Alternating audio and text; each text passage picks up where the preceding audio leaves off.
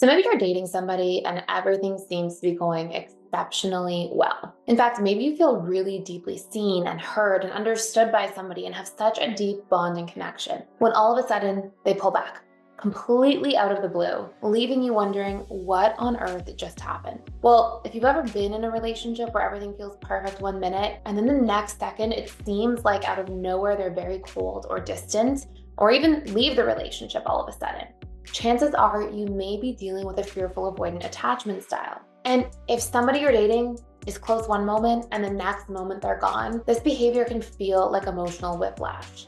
But something that's really important to understand are that there are crucial reasons as to why this happens in a relationship with a fearful avoidant. Definitely something that, if you are the fearful avoidant listening, is really meaningful to understand so that you can work on. Or if you're the loved one of a fearful avoidant, can really help you gather your peace of mind so that you don't take these behaviors personally any longer.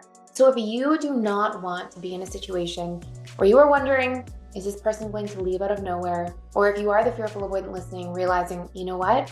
Sometimes I do seem to cut and run completely out of the blue from the other person's eyes, but you know those inner reasons as to why you do this. In today's video, we are going to talk about exactly those things. Number one, why fearful avoidants seem to leave out of the blue. Number two, if you are the fearful avoidant, why this is taking place and how to actually shift and change those behaviors. But also, if you're the loved one of a fearful avoidant, what you can do to prevent this painful cycle from happening. And also, this is something that has already happened. And this is a little bit on the later side of this discussion for you, how to not take this personally and how to really understand it so that it isn't something that's preventing you from getting closure and being able to heal. Hi, my name is Gibson, and I'm the creator of the Personal Development School. And in this video, I want to talk to you a little bit about this dynamic between the fearful avoidant and anxious preoccupied. And we're going to break this dynamic down together. So some of the places that the relationship sort of falls off, has challenges, pain points. Obviously, there's many different versions and scenarios, but I'm going to take you through this one, which is very common. So the FA and the AP, they're dating, things seem to be going quite well. But over time, they spend a lot of time together and they get close very quickly and very intensely. And then the fearful avoidant starts to feel like they're losing their sense of self. So suddenly the fearful avoidant is pulling away. Then the AP can't really understand what's going on, gets frustrated, which only causes the FA to pull away more.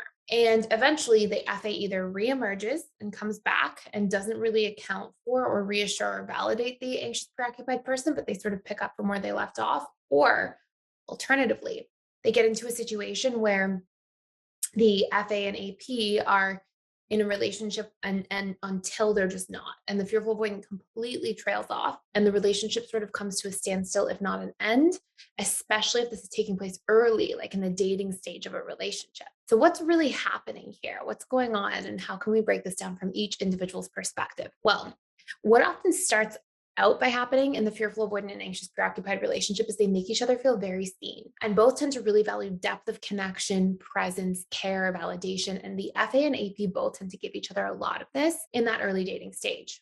However, the fearful avoidant is somebody who tends to need to unplug more than the anxious preoccupied. They tend to need that time to themselves. They sort of go into their avoidance side, and they do have an emotional bandwidth that only they can fill up at times just by like unplugging or getting their own needs met from creature comforts, or, even though that may not properly recharge them, it tends to be a subconscious comfort zone for them in the very least. And so what often takes place is this relationship can start off going great, and then the fearful avoidant starts feeling like they're overextending themselves and they feel the need to pull back.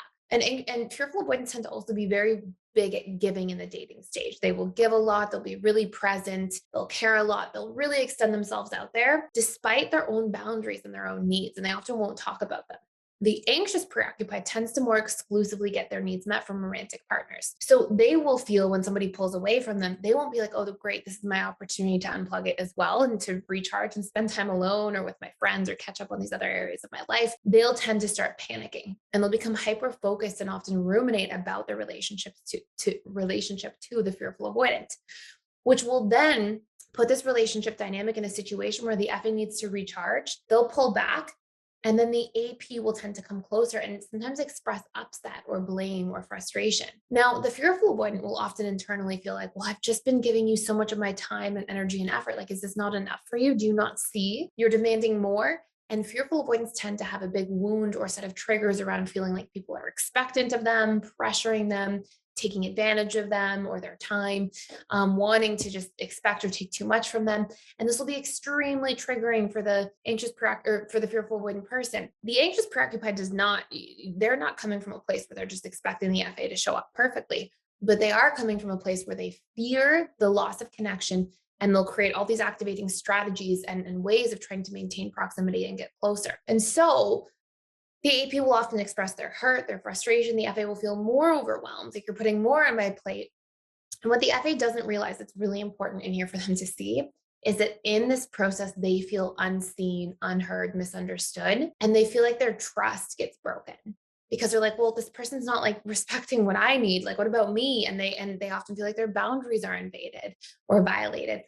And so then the AP will keep trying to maintain proximity, and the FA will keep becoming more and more reclusive, similar to how the DA will tend to retreat a lot. However, it's for different reasons, right? The DA is so preoccupied with fearing being weak or vulnerable or losing their sense of independence and autonomy. The fearful avoidance is more triggered by like trust wounds, feeling unseen, unheard, like their boundaries are violated, like too much is expected of them, which is also their shadow because FAs put a lot of expectation and pressure on themselves. And so then what happens is you see either the fearful avoidant becomes so cold and completely disconnect because they go, okay, like this is just not working for me. And they'll seemingly just drop off the face of the earth, which is really hard for the AP because the FA and AP prior to that were obviously super connected the vast majority of the time in that dating stage. Or the FA will reemerge after time, but not feel like things are worked through. And part of this is because they haven't consciously recognized their own part.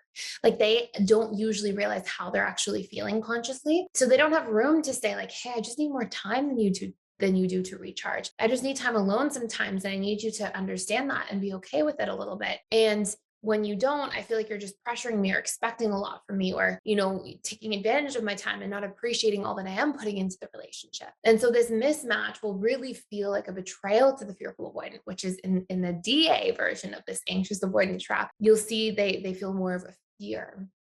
So how we resolve this is by each person in the situation being able to understand their own part, what's going on inside of them, convert those feelings into words, learn to express them in healthy ways, learn to not personalize each other's patterns. Like when the AP comes closer to the FA, they're not trying to like hurt them and they're not trying to say, oh, I don't respect you or care about you, or I want to invade your boundaries and I don't care about what they are. They're just coming from their own place of panic and personalizing the FA's actions and then trying to, mitigate the potential challenge in the relationship because they're fearing abandonment. And the FA is then receiving it as like, you're not paying attention to my boundaries. You don't see me. I can't trust you.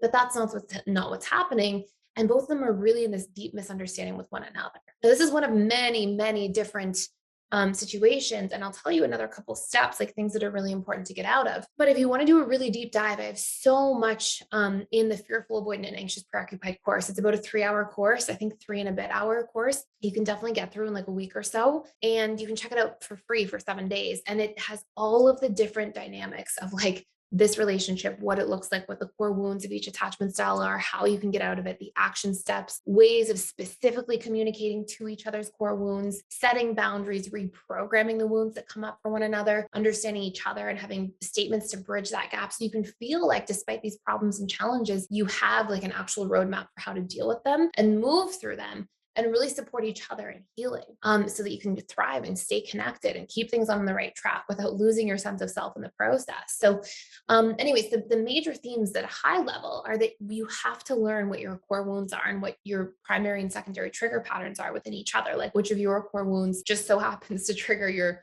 partner's core wounds and vice versa. And then how you can talk about these things in a way that becomes solution oriented, discuss what you need instead, understand each other's perceptions of the experience so that you're not taking each other's actions so personally. And through being able to convert our negative feelings into words, express them in a healthy way, communicate our needs, and then show up and create supportive strategies to move through these things with each other. It's really just those major things. It's like core wounds, needs, communication, and strategies. And if you can really get those right, then a lot of these things that were once really challenging in this relationship can become simplified and easier to move through, to navigate, and to actually connect over and form a deeper bond because of long term, because you understand more deeply into each other's perceptions and fears and wounds, and actually can validate them in each other and support each other through them, which is really beautiful. So anyways, I hope this makes sense. If you want to see more breakdowns of different dynamics in the AP FA relationship, APDA, FADA, any of that stuff, please put them below. And I will definitely do some more breakdowns for you guys. But again, you can check out that course for 7 days for free. The link is in the description box below.